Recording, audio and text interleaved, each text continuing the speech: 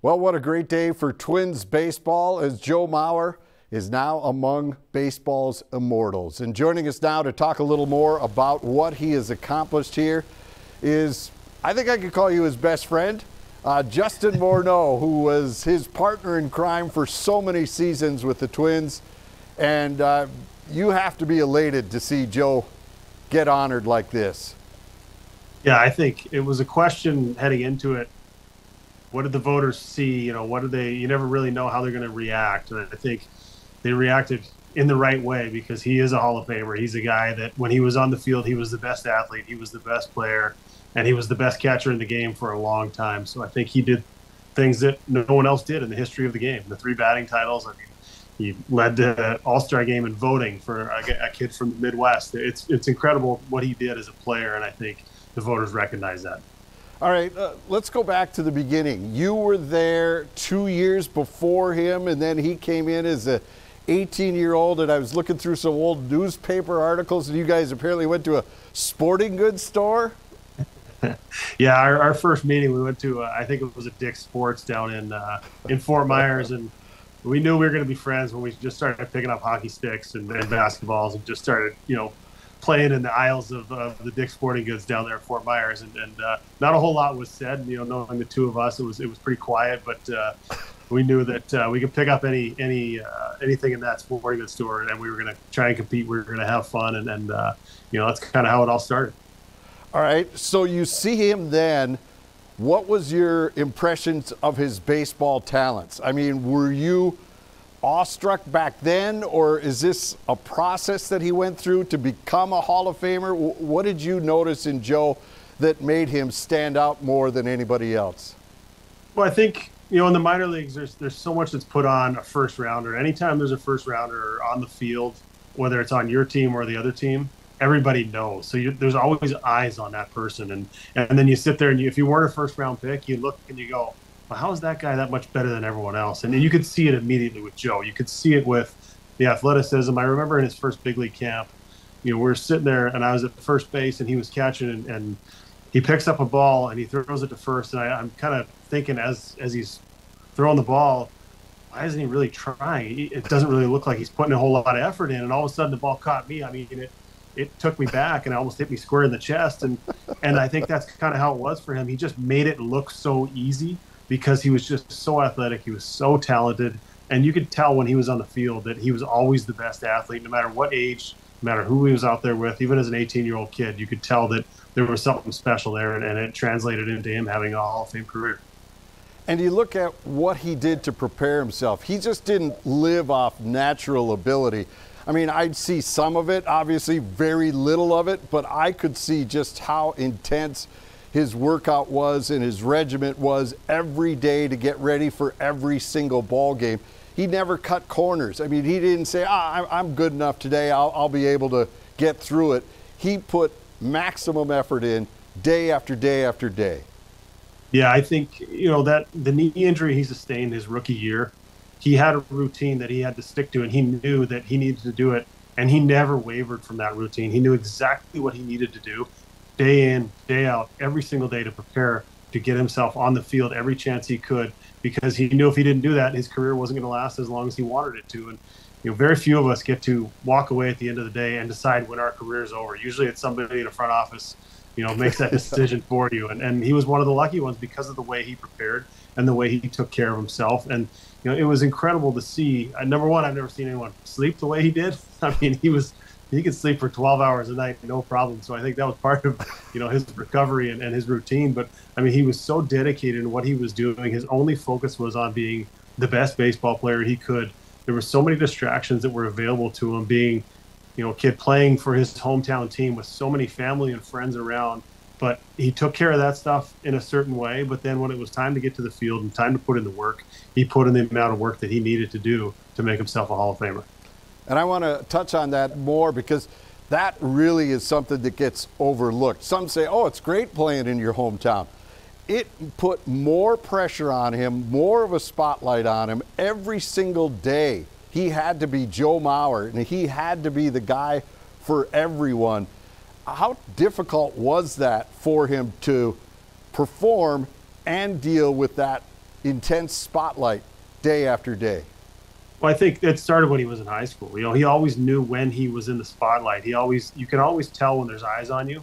And I think the eyes were always on him, no matter where he went. I mean, it was hard for him to hide as well with those sideburns he had, especially when he was a young kid. There was no hiding as Joe Mauer as a kid in Minnesota. So, he was a guy that was always aware, but then at the same time, he treated everyone with respect. There was not an interaction that I saw where somebody came up and said, Joe, hey, I know your cousin from so-and-so, and then they would go into this story. And every single time he would give them the attention that it deserved. And every single time it felt like that person walked away satisfied with that interaction. When it can be so difficult when you're always on, and you're always expected to be, the friendly hometown kid.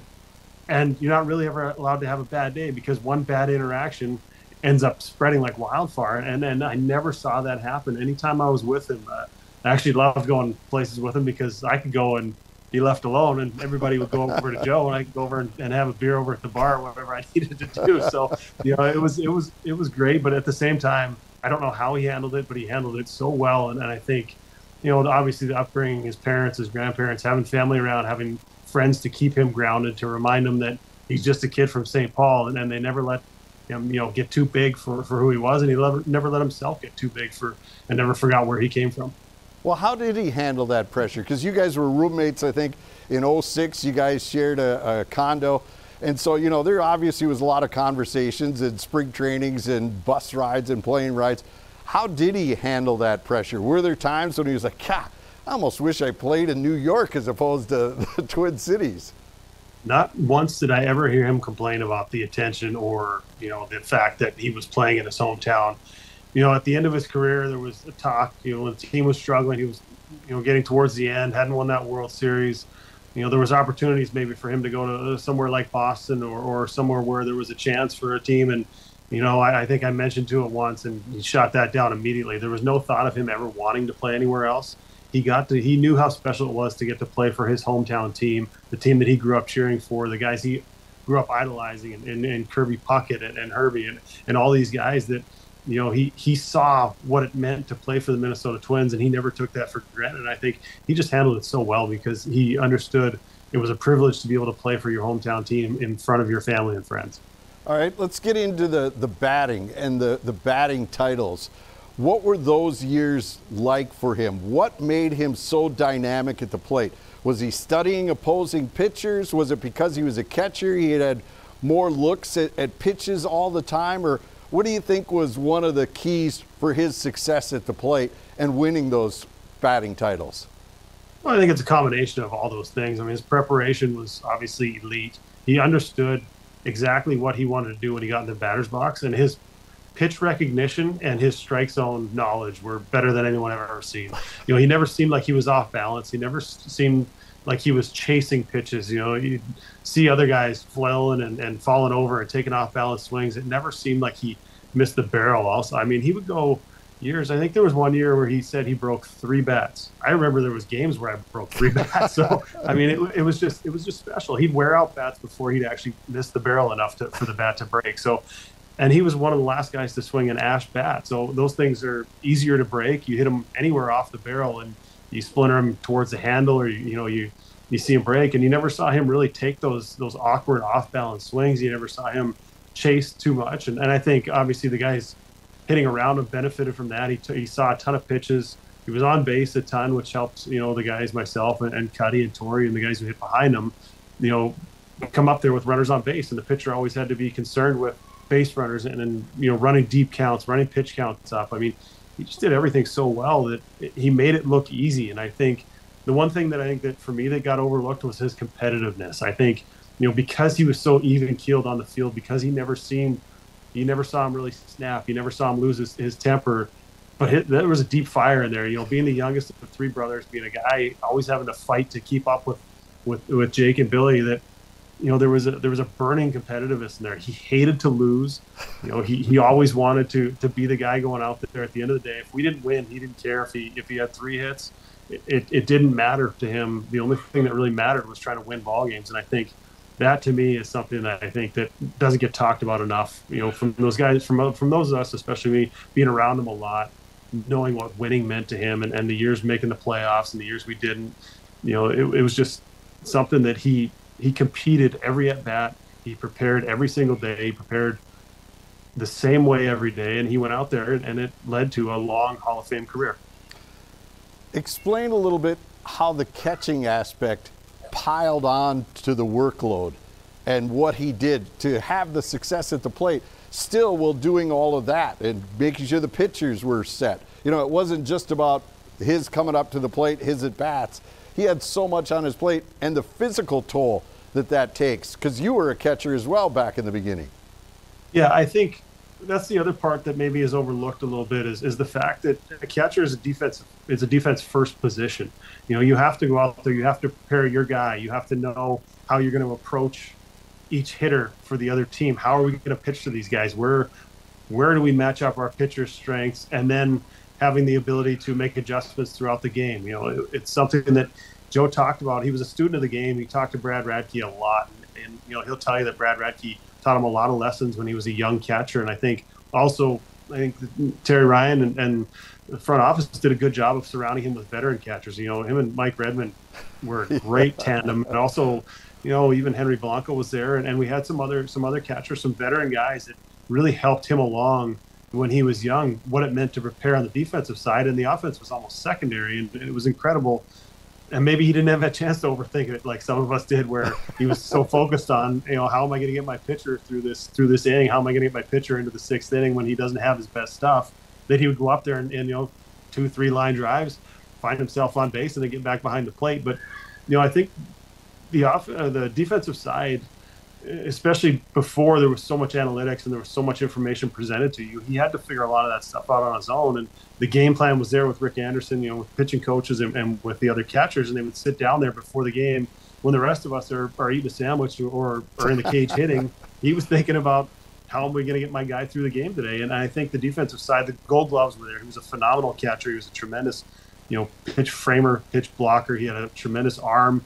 I mean, he could do everything you'd want a catcher to do, and then you add the offense on top of it. I think that's what makes him elite, and that's what makes him Hall of Fame. Last question for you, Justin. Do you think Minnesota really understands, do you think fans really understand what a special player he was? I think those of a certain age that got to see those teams, I mean, it was a combination of so many things, right? We had Gold Glove center fielder. We had Gold Glove fielders around the field. We had a Cy Young winner on the mound. We had one of the best closers in the history of the game. We had teams that were going to the playoffs consistently or battling to go to the playoffs. And then you had Joe behind the plate. And I think if he was the only guy on a bad team year after year, I think he would have stood out a lot more than he did. And I think, people that got to see him catch, and they got to see him when he was the best player and one of the best players in the history of the game, what he was able to do behind the plate. I think there's certain age of people now that didn't get a chance to see him. Towards the end of his career, he moved to first base. The injuries forced him off of catching, but there was a time when, you looked out on the field and there was a lot of good players. There was all-stars, and there was a lot of talent on our teams, and he was still the best player out there. And I think, players recognize that when you're standing on the field, you kind of all know who the alpha male is, right? You look out there and you go, we're all pretty good, but that guy's just a little bit better than the rest of us. And I think that's kind of the respect that he had from his teammates. And I think there's a lot of fans that do understand what he meant to this team and to this organization and to this area of baseball fans. And I think he's getting his due, recognition, and we're all so proud and so happy for him. Yeah, no doubt about it. There was one thing you forgot, though. You mentioned off the center fielder and the pitcher. They had a hell of a first baseman back then, too. He came up with the guy on base about 40% of the time, so he was a beneficiary of that guy hitting in front of him. Absolutely. Joe, we're so happy for him. Justin, thank you so much for doing this. We really appreciate it, and we look forward to you on Twins baseball this spring, this summer, and let's hope they get back to the playoffs again. Sounds good. Win some more games. Appreciate it.